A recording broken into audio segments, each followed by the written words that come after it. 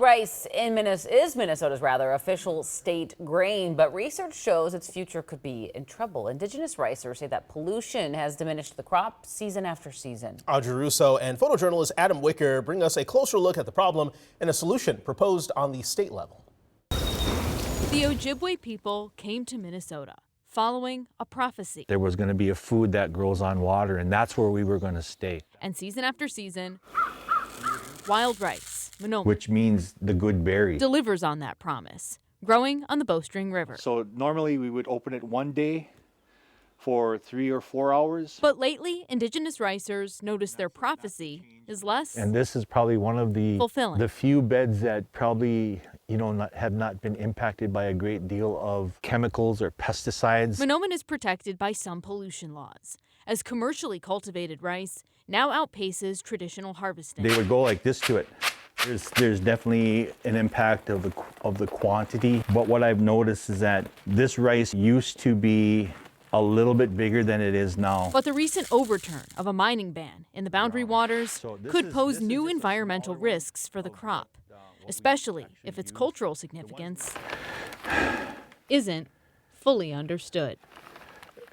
I guess it comes down to teaching. A lot of the work that I do at the legislature is to educate people. State Senator Mary Kunesh is using legislation as a lesson. Correct. With her bill granting wild rice inherent rights. With those rights would come protections. That's a kind of a hard thing for people to wrap their head around. Can it speak for itself? No.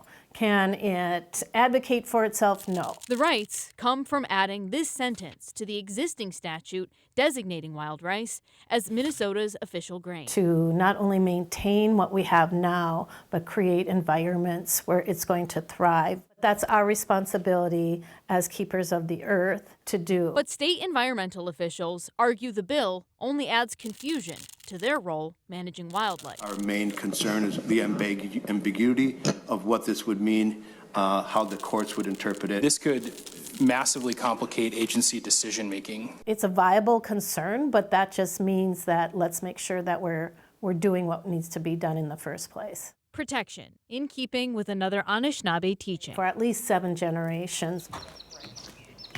When I think about the 7 generations, think about my mother, and then I think about my children and my grandchildren and my great-grandchildren. You're always in the middle. A grain that delivered season after season of promised nourishment. This is who we are. A prophecy in danger of dying a commodity. If we don't do it right, it isn't going to be there for us. It'll go. I will not give up on this. Yeah, it is really important to me. I mean, I feel it here. That's a sign that I'm on the right path. Very well done by Audrey and Adam there. So Senator Kunesh's inherent rights bill didn't make it out of committee this season. Neither did 3 other wild rice bills she introduced, but she says she will try again next session.